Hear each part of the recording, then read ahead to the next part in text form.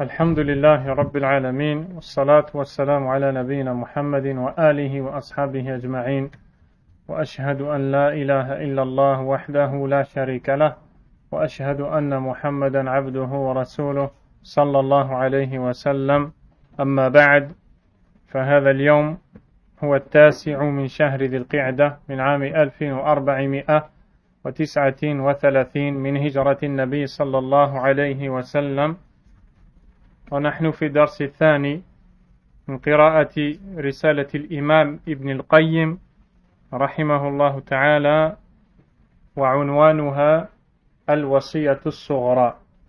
Nous voici l'Ibn Taymiyyah rahimahullah. Nous voici le 22 juillet 2018 dans la deuxième assise de l'étude de la recommandation mineure faite par l'imam Ibn Taymiyyah rahimahullah ta'ala, adressée au dénommé Abul Qasim al-Sibti, savant originaire du Maroc, ayant rencontré l'imam Ibn Taymiyyah, à qui il a demandé de lui faire une recommandation comportant des points importants dans la religion.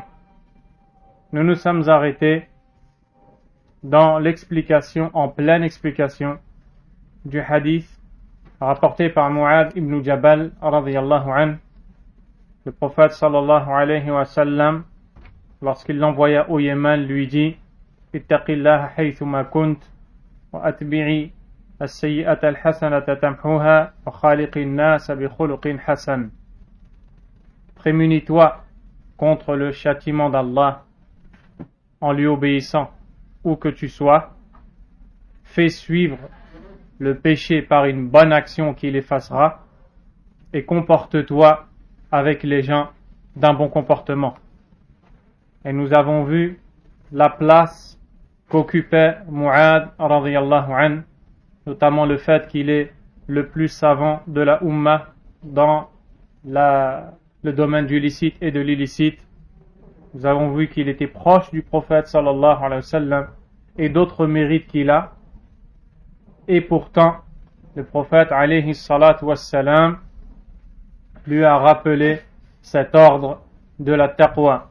Ceci pour nous montrer que personne ne peut se passer de ce rappel, celui d'obéir à Allah subhanahu wa ta'ala en public ou en secret, peu importe qui est la personne. Et nous avons vu le sens du mot taqwa et tout ce qui en découle. L'imam Ibn Taymiyyah rahimahullah ta'ala nous explique que cette recommandation a une portée globale du fait que le serviteur a 2 devoirs. Il doit respecter 2 devoirs qui sont envers autrui des droits. Il y a le droit d'Allah subhanahu wa ta'ala et le droit des serviteurs. Ces 2 droits sont cités dans le hadith.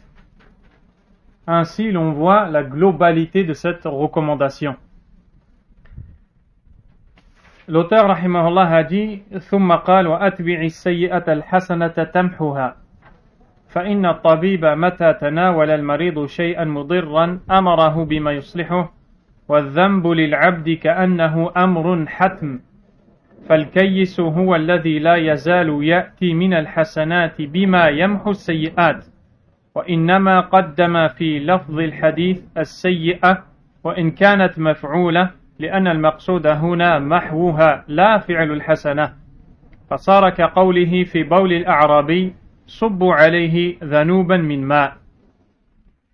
L'auteur rahimahullah ta'ala nous explique qu'après cela le prophète sallallahu alayhi wa sallam dit à Mu'adh, qu'Allah l'agrée, de faire suivre le péché par la bonne action, et c'est par cet agissement que le péché sera effacé.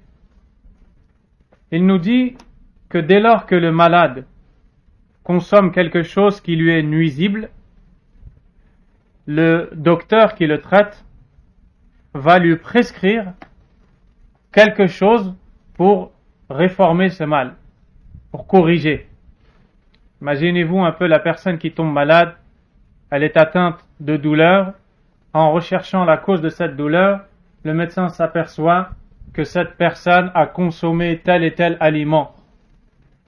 Et il s'avère que cette personne était allergique. Que va faire le médecin?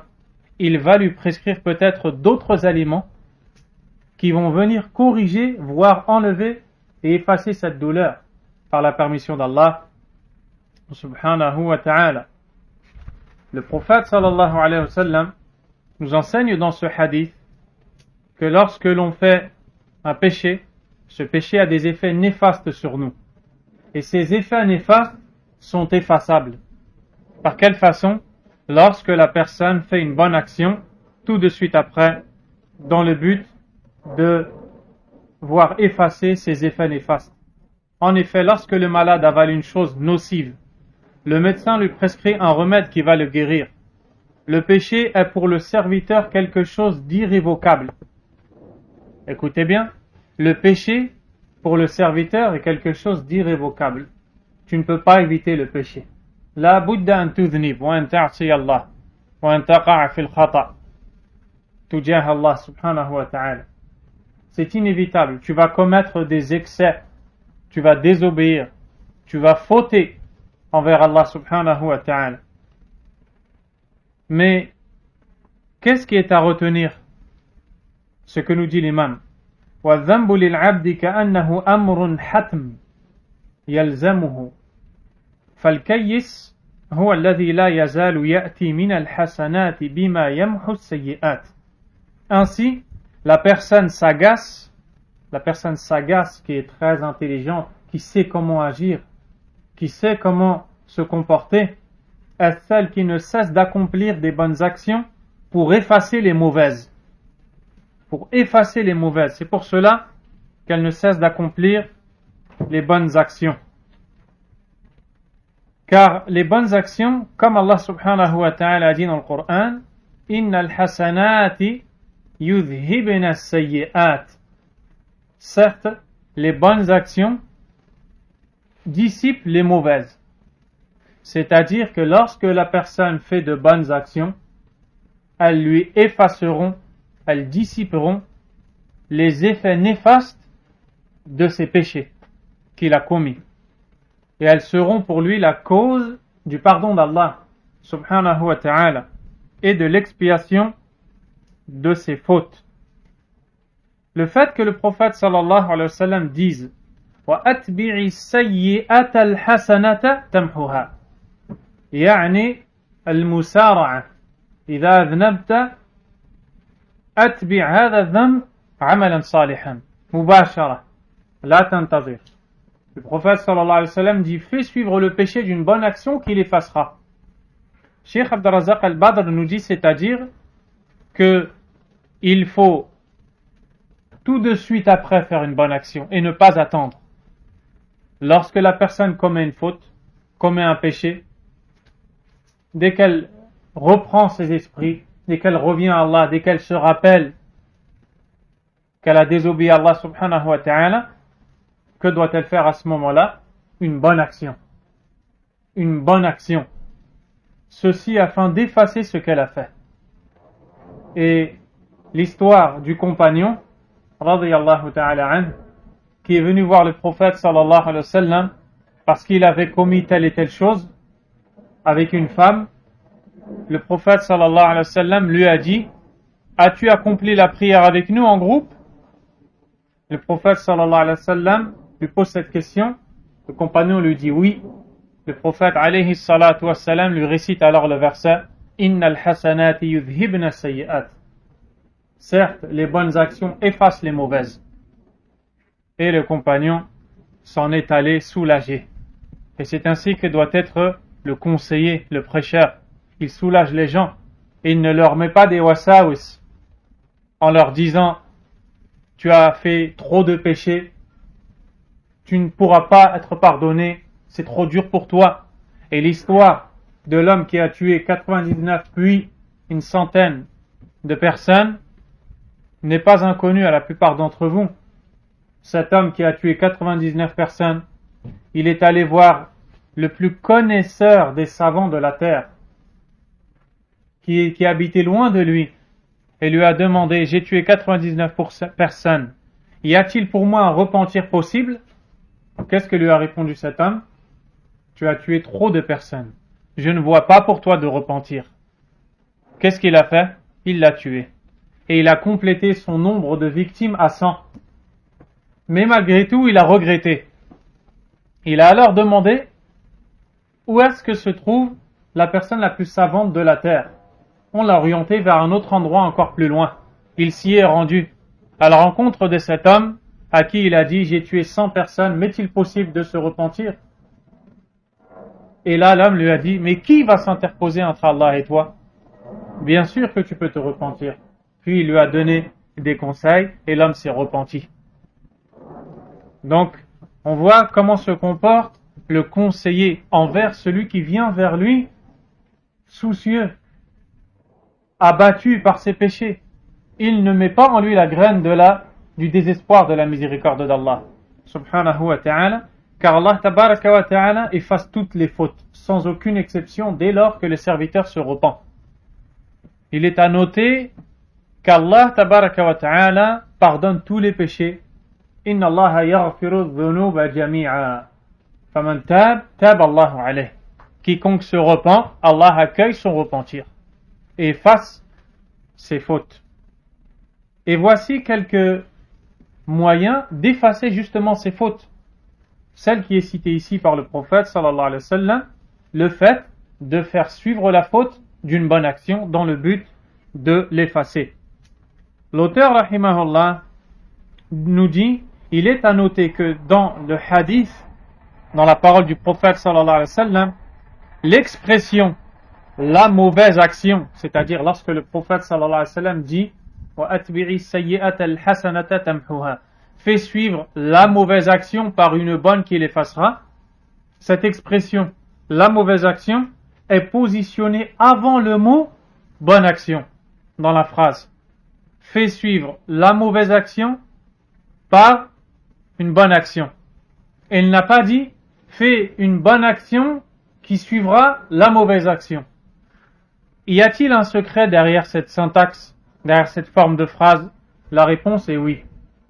Il y a une raison pour laquelle le prophète alayhi salatu wassalam a cité la mauvaise action avant la bonne action dans cette phrase quand il dit fais suivre la mauvaise action par une bonne action.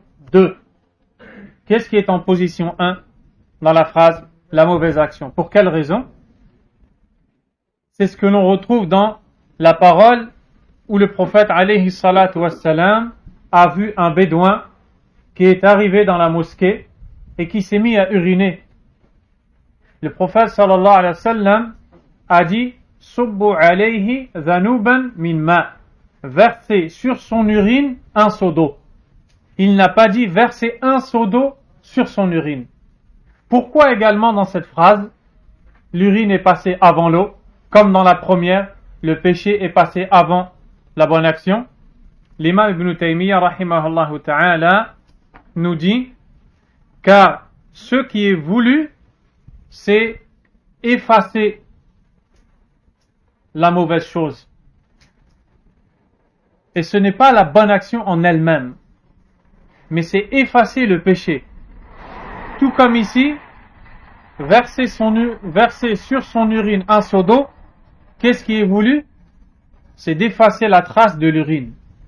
Pas simplement le simple fait de verser de l'eau, mais le résultat voulu qui est effacer l'urine. Ici, le prophète sallallahu alayhi wa sallam dit aux compagnons, fais suivre le péché par une bonne action qui l'effacera. C'est-à-dire que dans ce contexte-là, ce qui est voulu n'est pas le simple fait de faire une bonne action, mais c'est le fait d'effacer l'effet néfaste du péché qu'il a commis. Avez-vous compris? Ainsi, l'on voit que le péché est quelque chose d'effaçable. Ses effets sont effaçables. L'imam Ibn Taymiyyah rahimahullah nous dit وَيَنْبَغِي أَنْ تَكُونَ الْحَسَنَاتُ مِنْ جِنْسِ السَّيِّئَاتِ فَإِنَّهُ أَبْلَغُ فِي الْمَحْوِ وَالذُّنُوبُ يَزُولُ مُوجَبُهَا بِأَشْيَاءٍ. Il convient que les bonnes actions soient de la même nature que les mauvaises actions accomplies. Elles seront plus à même de les effacer. De quoi parle-t-il ici? Du fait que lorsque la personne commet une faute, le prophète alayhi salatu wassalam nous enseigne de faire une bonne action pour l'effacer. Il est encore meilleur lorsque cette bonne action relève de la même nature que la faute qui a été faite. Un exemple, une personne a menti. On lui dit, fais une bonne action. Quelle bonne action va-t-elle faire dans la même nature? Elle va dire la vérité. Une personne a médit sur une personne. Que va-t-elle faire? Elle va parler en bien d'elle. Une personne a désobéi à ses parents. Que va-t-elle faire? Elle va désormais être bon ou bonne envers eux. Et ainsi de suite. De la même nature que le péché. Ce n'est pas une obligation, mais il est meilleur que la bonne action que tu fais pour faire suivre le péché soit de la même nature. Soit de la même nature. Et c'est plus complet. Puis l'imam Ibn Taymiyyah rahimahullah va nous expliquer des choses qui sont très importantes dans les péchés. Il nous dit, les péchés s'effacent en accomplissant diverses choses.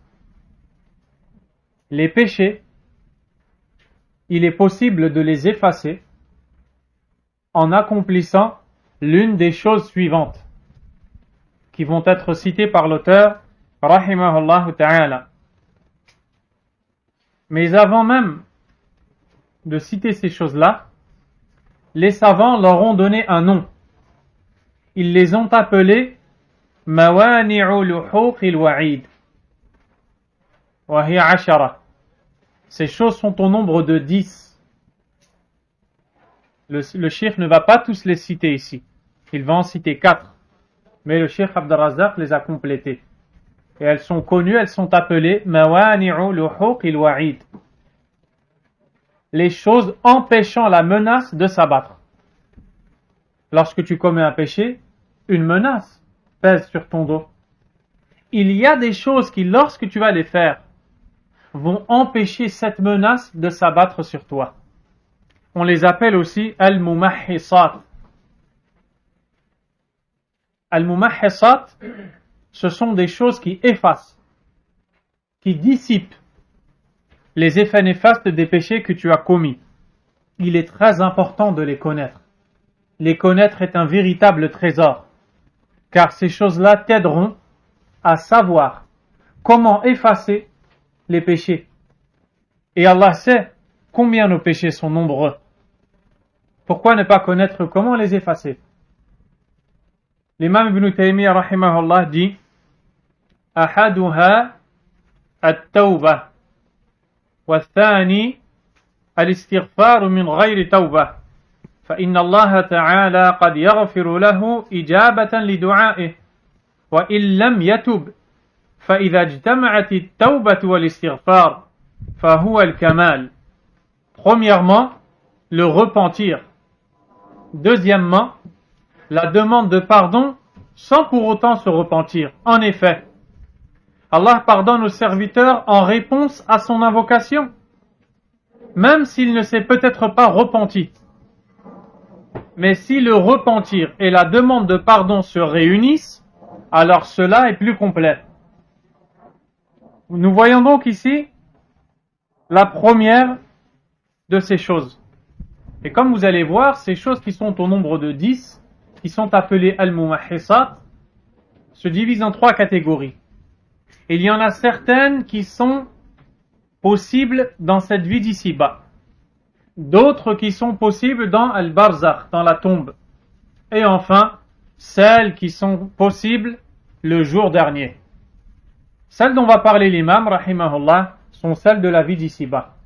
La première étant at-tawbah, le repentir.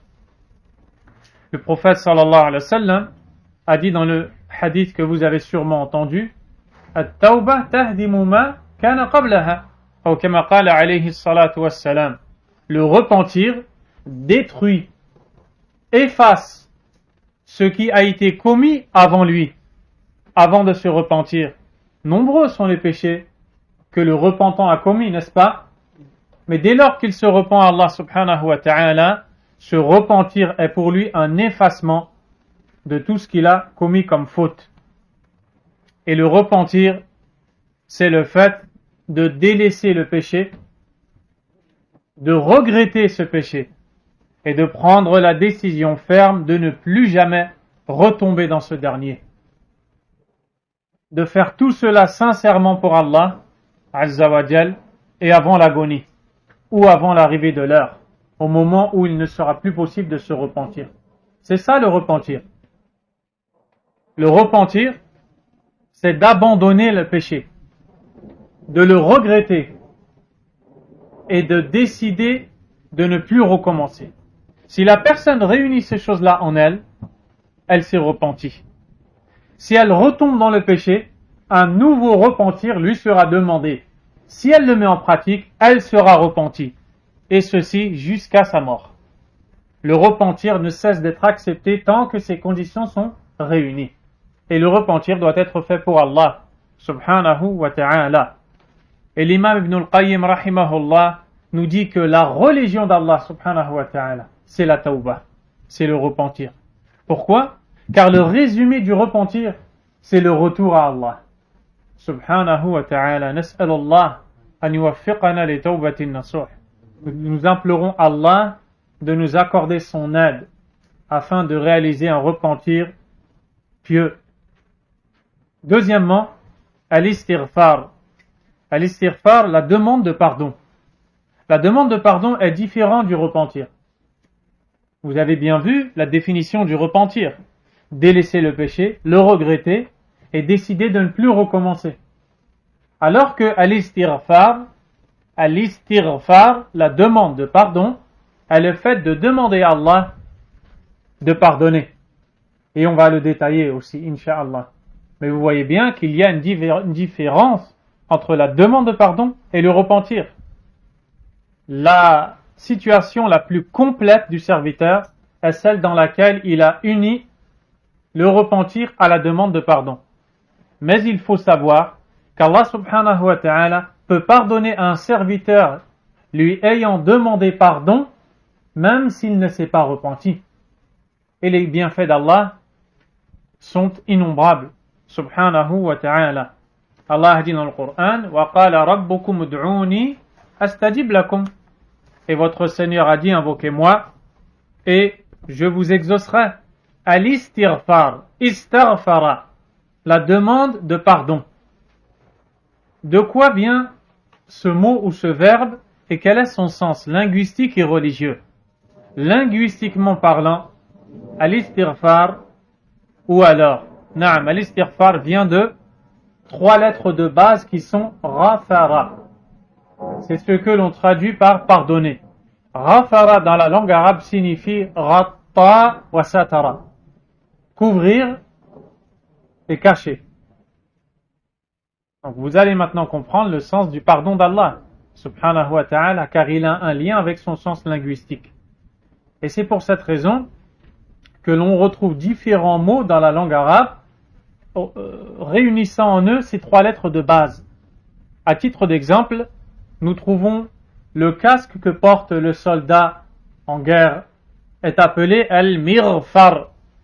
Mirfar. Qu'est-ce que l'on retrouve? Ces 3 lettres de base. Pourquoi est-ce qu'il a été appelé comme cela? Parce qu'il est un ustensile ou un vêtement servant à couvrir, à cacher la tête. Voici le sens linguistique de Rafara. Lorsque nous parlons de la religion d'Allah, Al-Maghfira, le pardon, ou alors Al-Ghufran, comme dans le verset, Ghufranaka Rabbana wa ilayka al-Masir. Pardonne-nous au Seigneur et vers toi s'effectuera notre retour. Qu'est-ce que cela veut dire? Sitru dhambi ma'a tajawuzi anhu. C'est la couverture du péché par Allah. C'est le fait qu'Allah subhanahu wa ta'ala couvre ton péché et outrepasse ton péché. Subhanahu wa ta'ala. Le fait qu'Allah peut te punir, mais il décide de couvrir ce péché. et même d'outrepasser. D'outrepasser, c'est-à-dire qu'il ne te reprendra pas le jour dernier pour cette faute commise. Et dans le hadith, il est rapporté qu'Allah tabaraka wa ta'ala rapprochera le serviteur croyant le jour dernier au point de le couvrir du voile. Puis il le fera reconnaître tel et tel péché jusqu'à ce que le serviteur pensera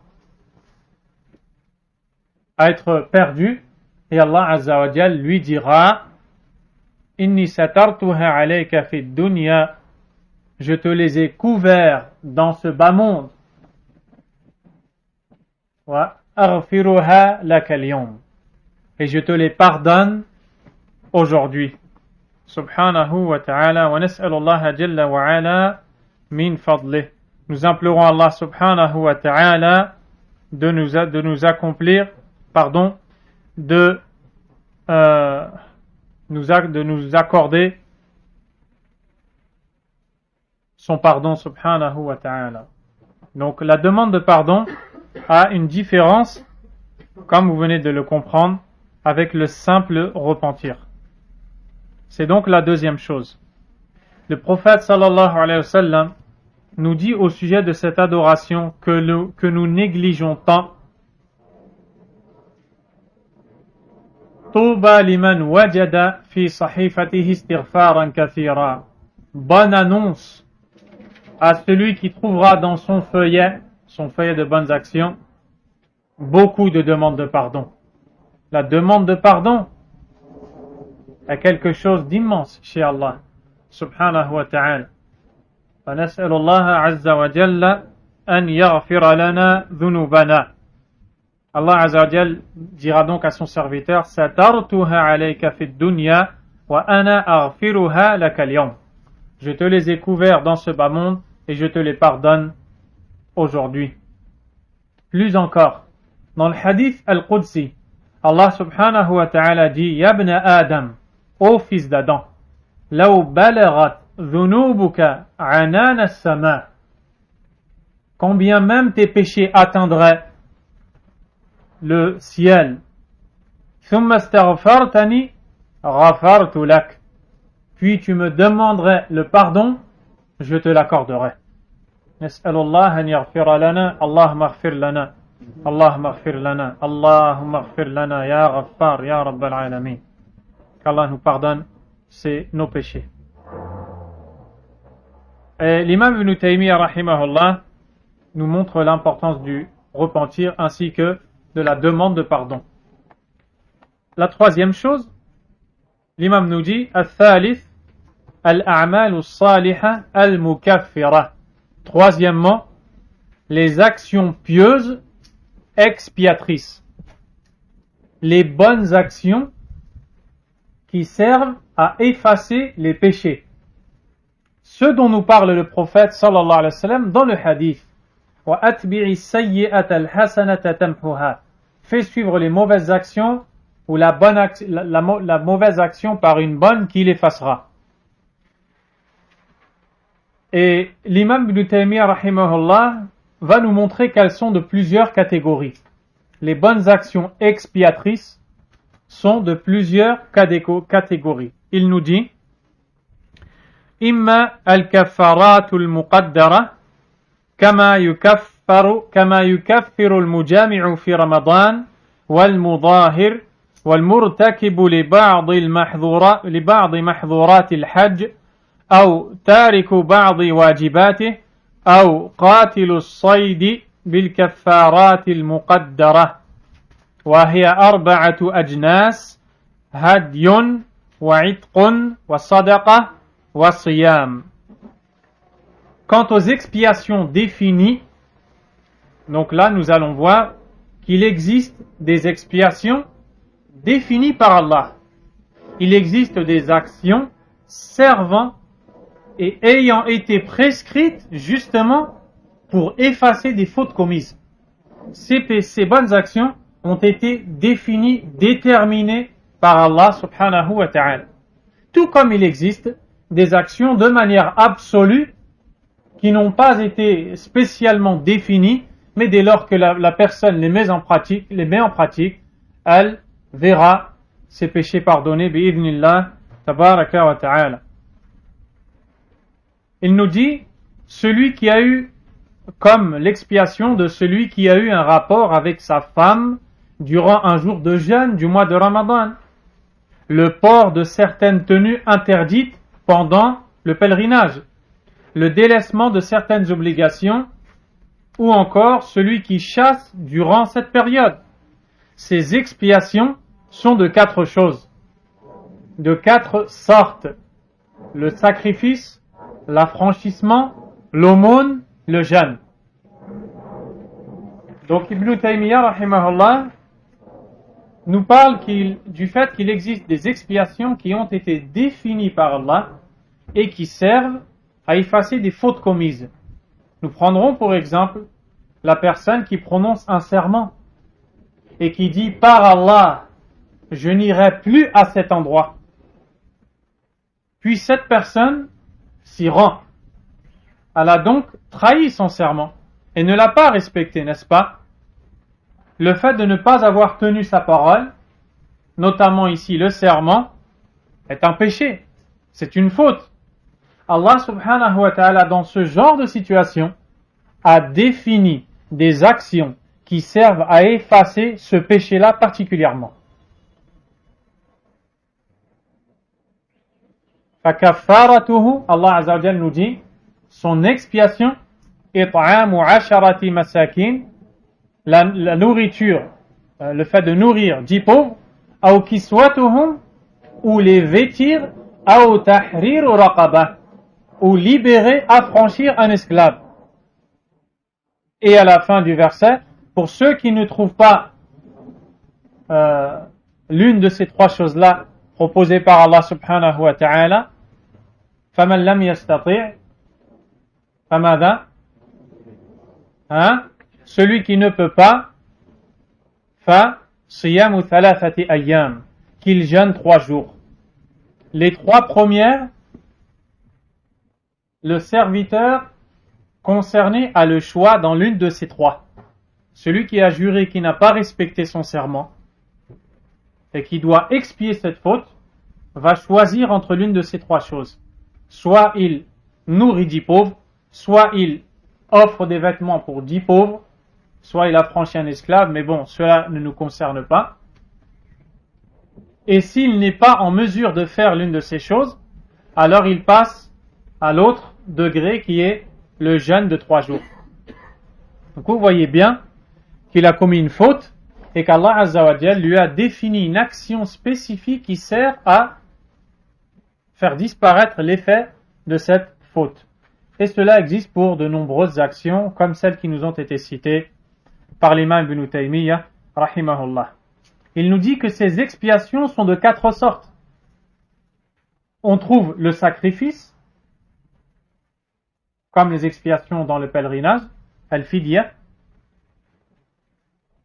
le fait de sacrifier un mouton et d'en offrir la viande aux pauvres habitants de la Mecque, ça c'est le sacrifice, l'affranchissement comme on vient de le voir, l'aumône et le jeûne. Ou alors il y a des actes, des expiations qui sont absolues. قال ابن تيمية رحمه الله وإما الكفارات المطلقة, ou alors les expiations absolues. كما قال حذيفة لعمر فتنة الرجل في أهله وماله وولده يكفرها الصلاة والصيام والصدقة والأمر بالمعروف والنهي عن المنكر.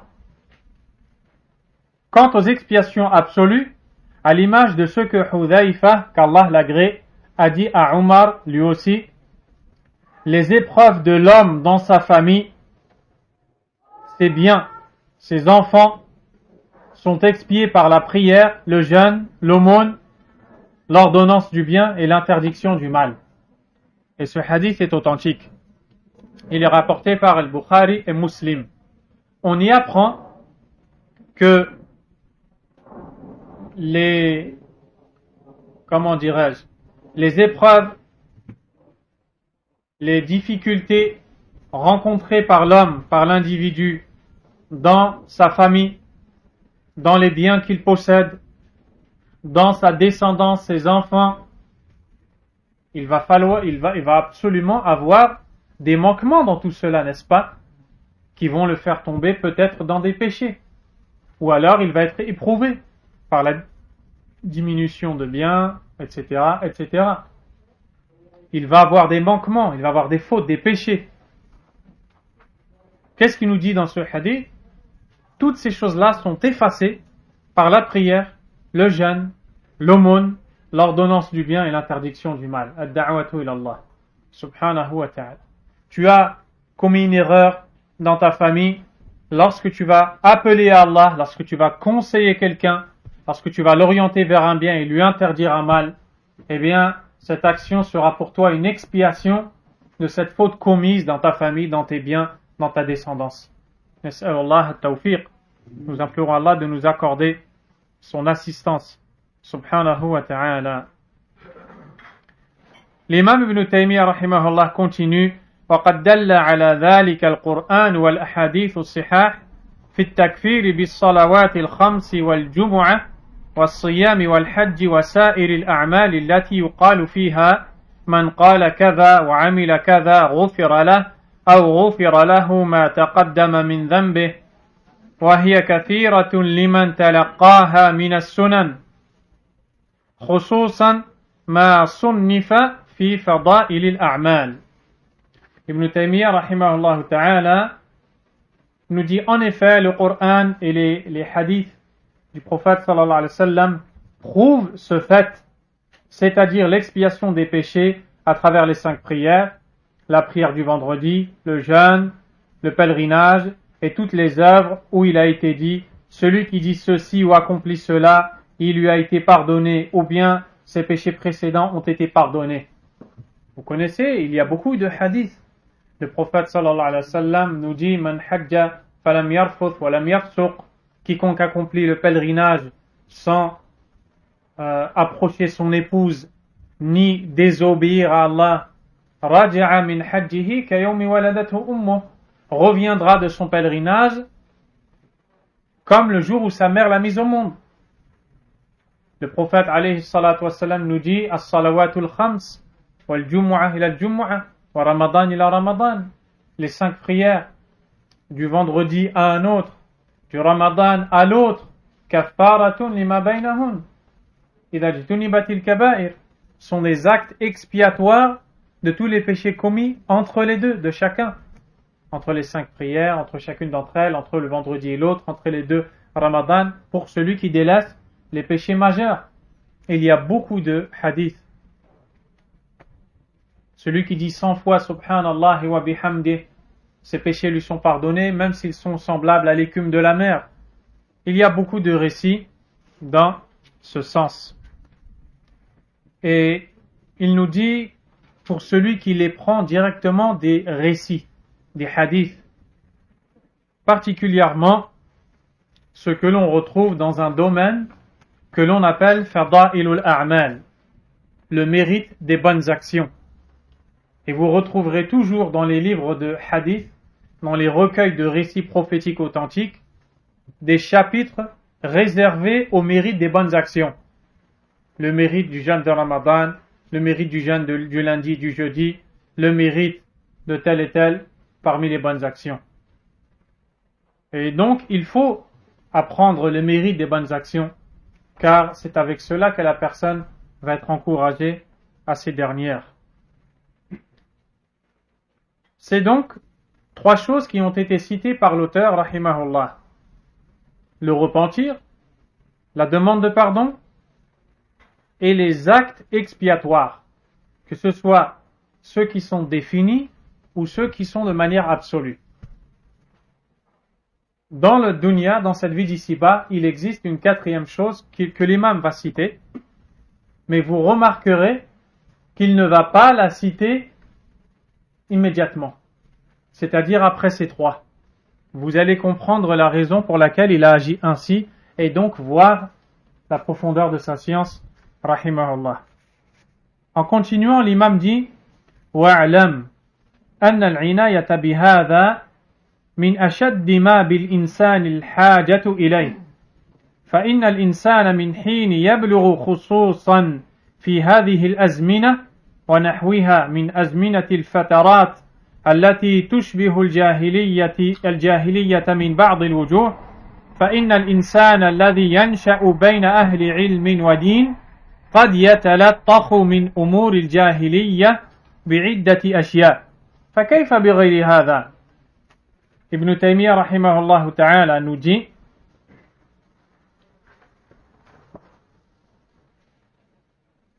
sache que l'attention portée à cela, à ces principes-là que l'on vient d'apprendre, le fait de faire des bonnes actions pour effacer les péchés, sache que l'attention portée à cela fait partie des plus grandes choses nécessitées par l'homme, notamment lorsqu'il rencontre ces situations, et plus particulièrement à cette époque et à d'autres époques de Jahiliya semblables qui sont comparables sous certains aspects au temps de l'époque pré-islamique. L'imam rahimahullah nous montre le besoin que nous avons.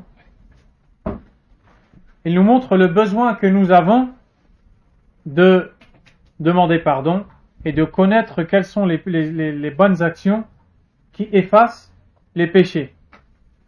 En nous parlant de son époque, rahimahullah, il nous dit surtout à cette époque où beaucoup de gens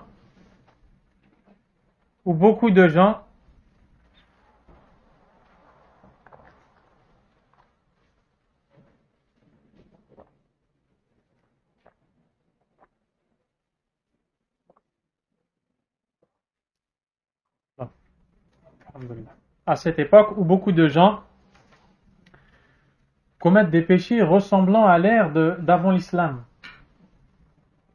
Et il se peut que des gens, subhanallah, il se peut que l'homme ayant grandi au milieu de gens de science et de religion soit souillé par certaines choses issues de la jahiliya, l'époque anté-islamique, et ce de plusieurs manières. Donc, qu'en est-il d'une autre personne? Une personne qui est née, qui a vécu, qui a grandi, entourée de gens de science. Et pourtant, nous pouvons trouver chez cette personne des actions que l'on retrouve dans l'époque anté-islamique. Que dire alors?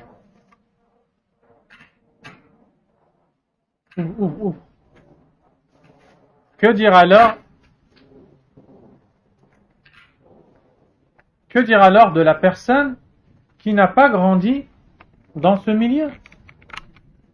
Si la personne qui a grandi dans ce milieu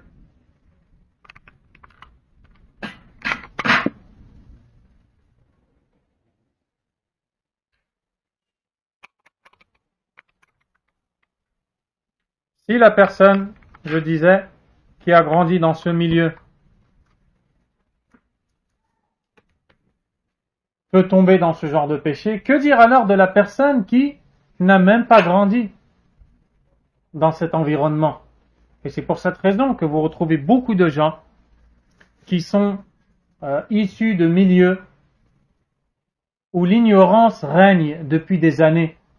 Ce sont ces mêmes personnes qui commettent des péchés terribles, tels que le shirk al-akbar, polythéisme mineur, tels que al-bid'a, les innovations en tout genre. Et lorsque tu entretiens une discussion avec l'un d'entre ces gens-là, il te dit, je n'ai jamais entendu ces paroles. Pourquoi? Parce que le milieu où il vit, il n'y a pas de science, il n'y a pas de connaissance. D'où l'importance du savoir. Et le prophète alayhi salatu wassalam nous dit في الصحيحين عن النبي صلى الله عليه وسلم من حديث أبي سعيد رضي الله عنه لتتبعن سنن من كان قبلكم حذو القذة بالقذة حتى لو دخلوا جحر ضب لدخلتموه. Le prophète sallallahu alayhi wa sallam nous dit, certes, vous suivrez les traditions de ceux qui vous ont précédés pas à pas, jusqu'à même s'ils pénètrent dans le trou, dans le terrier d'un lézard, vous y entrerez aussi. Subhanallah. Cheikh Abdul Razzaq, hafidahullah, nous dit, l'animal choisi dans cet exemple est le lézard. Pourquoi? Parce que le terrier du lézard est différent de celui des autres. Il n'est pas droit, car le lézard est un animal rampant qui peut se plier en plusieurs fois sur lui-même. Et son terrier, son petit trou, est lui-même plié et tordu. Il n'est pas droit. Pour dire à quel point les gens de sa communauté, alayhi salatu wassalam, se mettront à imiter et à suivre les autres communautés. N'est-ce pas ce que l'on vit aujourd'hui? Au point où si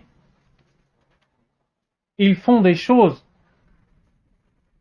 et comme on nous le dit dans l'exemple, ils entrent dans le trou du lézard, ils y entreront avec.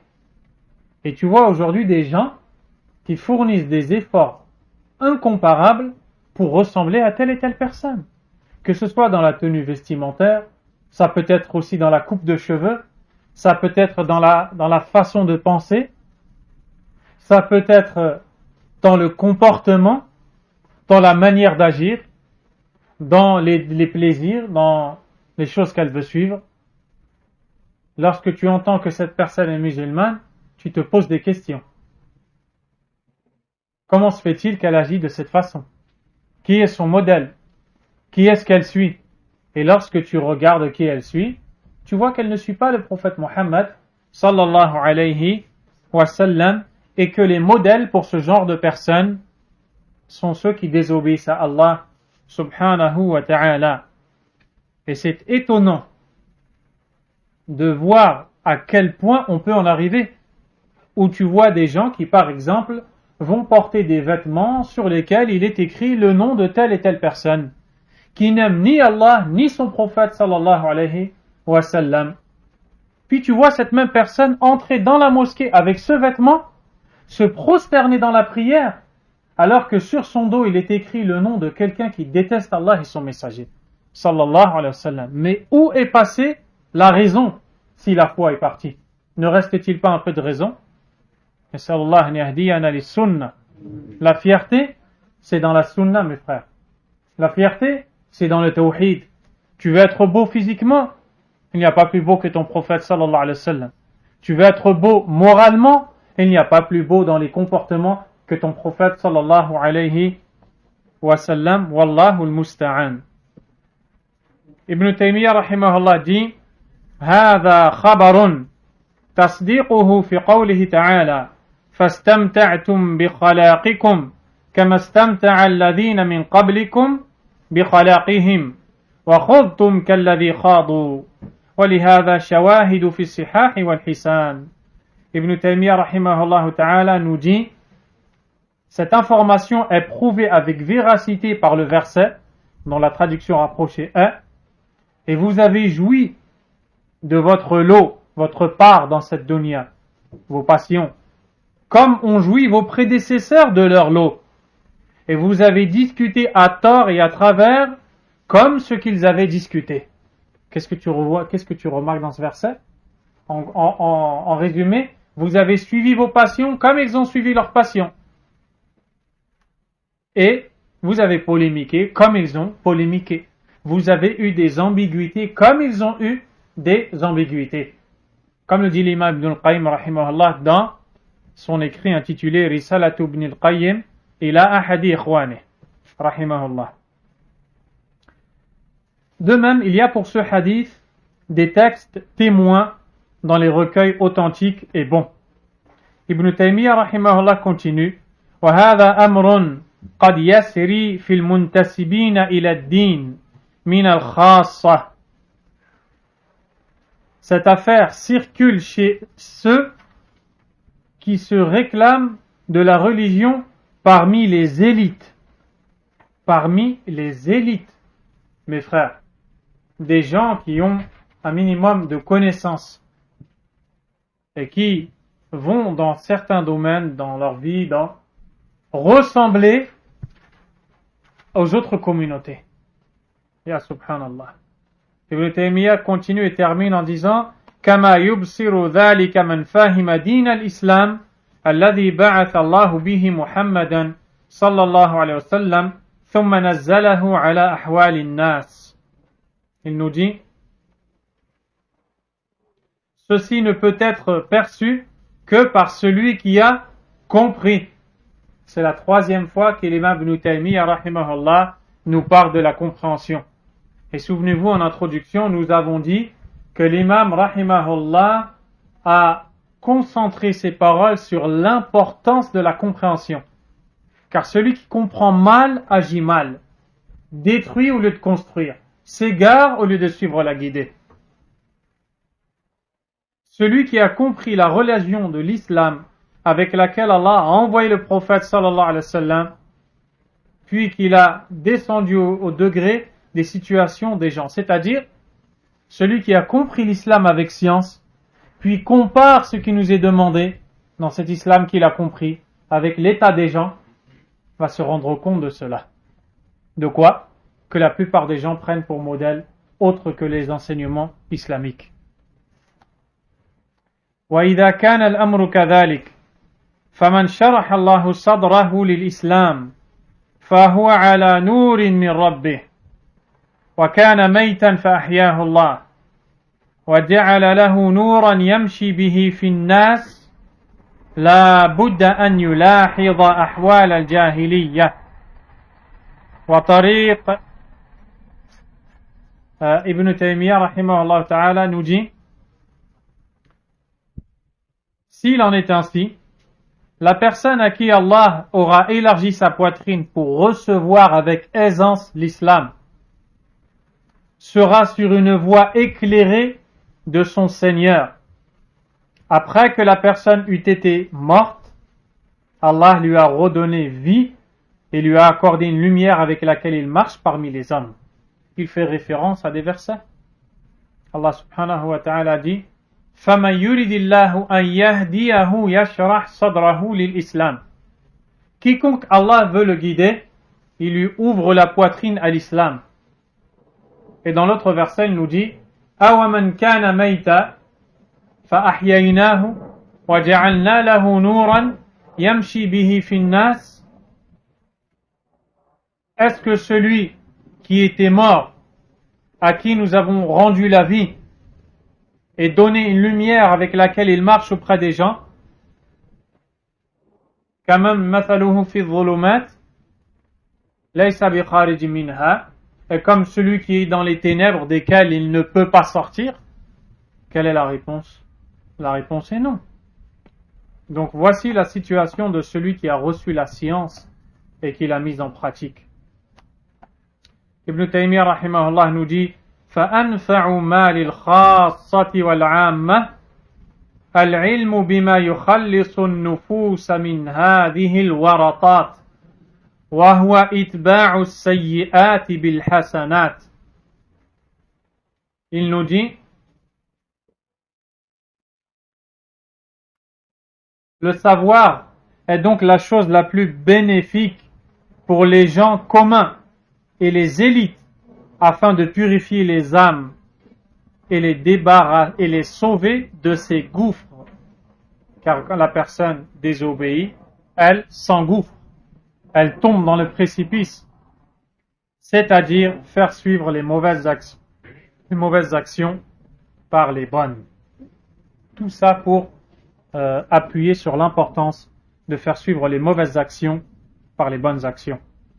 والحسنات ما ندب الله إليه على لسان خاتم النبيين من الأعمال والأخلاق والصفات ومما يزيل موجب الذنوب المصائب المكفرة. Il nous dit les bonnes actions sont celles recommandées par Allah subhanahu wa ta'ala et légiférées sur la langue du sceau des prophètes sallallahu alayhi wa sallam parmi les œuvres, les caractères et les qualités. Voici ce que sont les bonnes actions. Les bonnes actions sont celles enseignées par Allah et son prophète sallallahu alayhi wa sallam. les bonnes actions ne sont pas ce que la personne estime être une bonne action, alors qu'elle n'a aucune preuve dans le Coran et la Sunna. Les bonnes actions, on les retrouve dans les textes. Et là, il nous donne la quatrième expiation des mauvaises actions. Et nous dit وَمِمَّا يُزِيلُ مُوجَبَ الذُّنُوبِ الْمَصَائِبُ الْمُكَفِّرَةِ وهي كل ما يؤلم من هم وحزن أو أذى في مال أو عرض أو جسد أو غير ذلك لكن ليس هذا من فعل العبد. De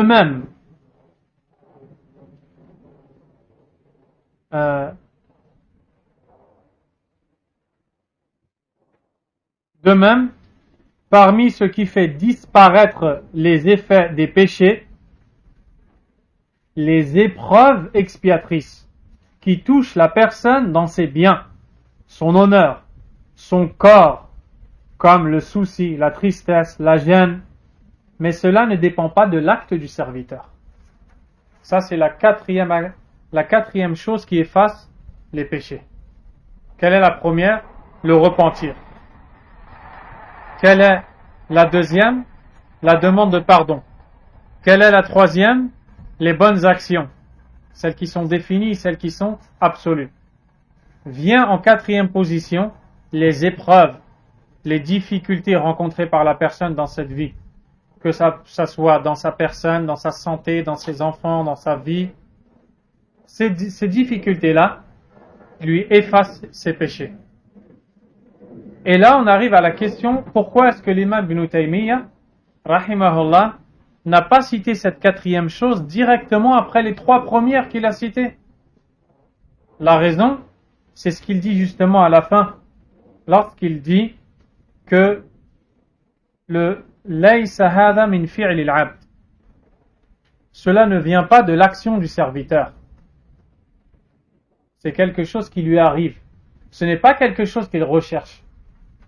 Al-insanu la yatamanna al-ibtila. L'individu n'aime pas, ne cherche pas à être éprouvé. Mais s'il est éprouvé, il agit comme selon ce qu'Allah lui a ordonné.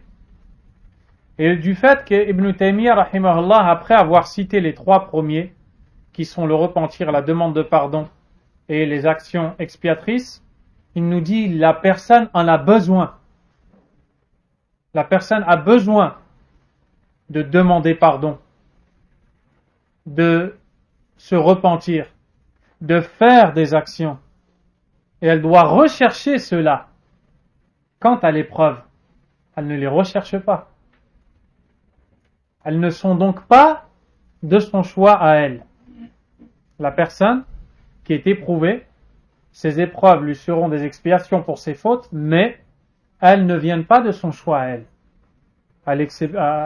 contrairement aux trois premières catégories. فلما قضى بهاتين الكلمتين نعم. Là, l'imam Ibn Taymiyyah rahimahullah va passer à l'autre partie du hadith, mais avant d'y passer, nous allons compléter par les six autres choses qui effacent les fautes. Pour résumer, il y a 4 dans cette vie d'ici-bas. Le repentir, la demande de pardon, les actions expiatrices et les épreuves. Ensuite, il y en a dans la tombe. Elles sont au nombre de 3. Premièrement, salatul janaza wastighfarul mu'minina lahu. Salatul janaza, la demande, la prière sur le mort lorsque tu meurs.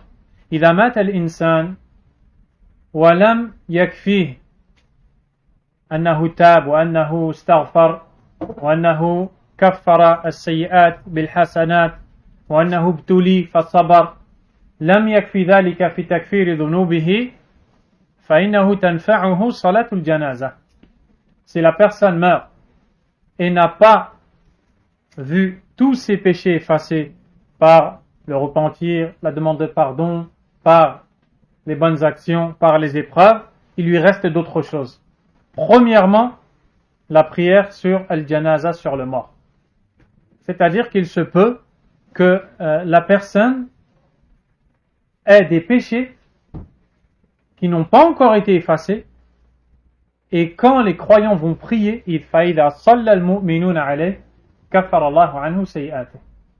quand les croyants prieront sur eux, Allah Azza wa Jal effacera ses fautes. Nas'alullah min fadlih. Demandons à Allah de ses bienfaits. Deuxièmement, fitnatul qabr, yani su'al al-malakain, munkar wa nakir. Fitnatu al-qabr, l'interrogatoire dans la tombe. Man rabbuk, ma dinuk, man hadha ar-rajul alladhi bu'itha fikum. Quel est ton Seigneur? Quelle est ta religion? Qui est cet homme qui vous a été envoyé? هذا فيه شدة وفيه امتحان فهذه الشدة وهذا الامتحان كفارة للسيئات. C'est un moment difficile, n'est-ce pas? Cette difficulté, ce test efface les péchés. Troisièmement, ثالثا ما يهدى للميت من الأعمال الصالحة، الصدقة، الحج عن الميت، الدعاء له، والصيام عنه، والأعمال المشروعة عن الميت، حفر الآبار إلى غير ذلك. Offrir des hasanat aux morts, c'est-à-dire en faisant des bonnes actions pour lui. Le fait d'accomplir le pèlerinage pour le mort, la umrah, le fait de donner une aumône pour le mort, creuser un puits, forer un puits pour le mort. Tuwfiyat walidatu ahadina, la mère de l'un d'entre nous décède. فيحفر بئرا لعل الله جل وعلا يملأ ميزان حسناتها بهذا العمل الصالح هذا البر الذي لا مثيل له. Peut-être que s'il fore un puits dans le but de venir en aide à sa mère, et quelle bonté envers sa mère de faire ça, il fait cela et il voit que sa mère se voit pardonner car elle n'avait pas assez de bonnes actions, ou alors faire le pèlerinage et toutes les actions qu'il est possible de faire pour un mort et qu'il faut étudier. Il ne faut pas se lancer dans ce domaine sans connaissance. Il faut demander avant de faire quelque chose pour un mort afin d'être sûr de soi. بعد ذلك هناك الممحصات في يوم القيامة. Après cela, il y a les actions expiatoires dans l'au-delà.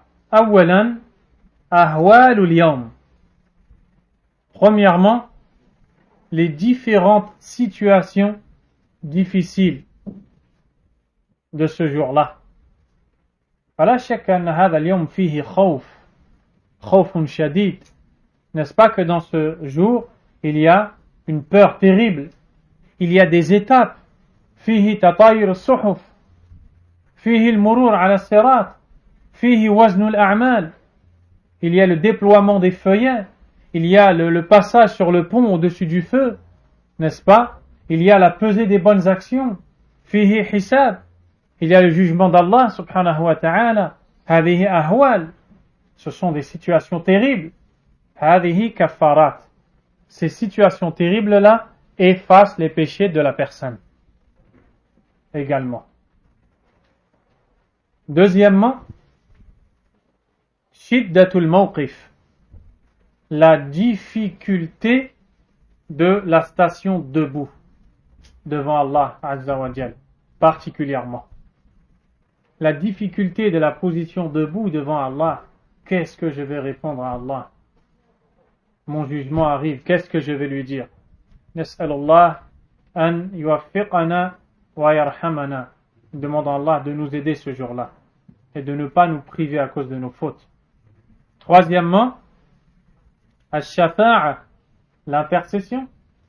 L'intercession du prophète sallallahu alayhi wa sallam, shafa'atu nabi alayhi salatu wassalam, shafa'atu as-salihin, shafa'atu al-malaika, l'intercession des pieux, l'intercession des anges, shafa'atu al-Qur'an, shafa'atu as-siyam, kama fil ahadith, l'intercession du Coran, l'intercession du jeûne, l'intercession.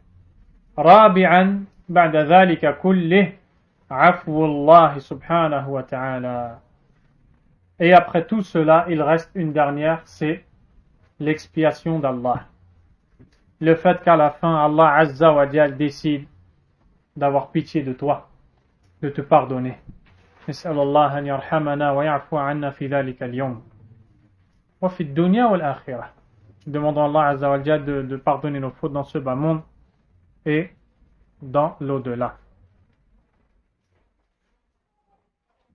Ainsi, le serviteur doit s'investir dans cela. Il doit apprendre ces choses-là. Donc le résumé est qu'il y a 10 choses qui effacent les péchés. 4 faits de dunya dans ce bas monde, 3 dans la tombe, et combien? 4 faits de dunya, 3 dans la tombe, et 4, on a dit 4? 4, ça fait 11, naam. Et 4 faits al-akhirah. Dans le dunya, le repentir, la demande de pardon, les bonnes actions qui effacent les péchés, les épreuves de tous les jours. Dans la tombe, l'interrogatoire dans la tombe, salatul janaza d'abord, l'interrogatoire dans la tombe et les bonnes actions que le vivant fait pour le mort. Et dans le jour du jugement, les difficultés de ce jour, la difficulté de la position debout devant Allah, l'intercession et après, au final, le pardon d'Allah subhanahu wa ta'ala. Et le serviteur doit apprendre qu'est-ce qui le fait sortir de ce gouffre que l'on appelle en arabe al-warta. Wartatun azima, un gouffre profond, un gouffre immense.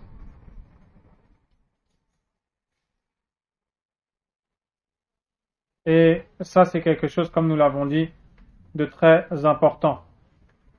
L'imam al-Bukhari rapporte d'après Abdullah ibn Umar radiyallahu anhuma, inna min waratat al-umur التي لا مخرج لمن أوقع نفسه فيها سفك الدم الحرام بغير حله.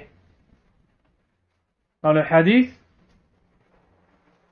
il est dit, parmi les choses engouffrantes, c'est-à-dire les choses qui, lorsque tu les fais, te font tomber dans un gouffre et t'enfoncent dedans,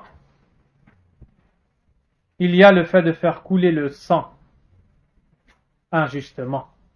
Le fait de faire couler le sang injustement. Donc ça, c'est un exemple que nous vous avons cité pour parler du gouffre. On va s'arrêter ici, Inch'Allah, pour aujourd'hui.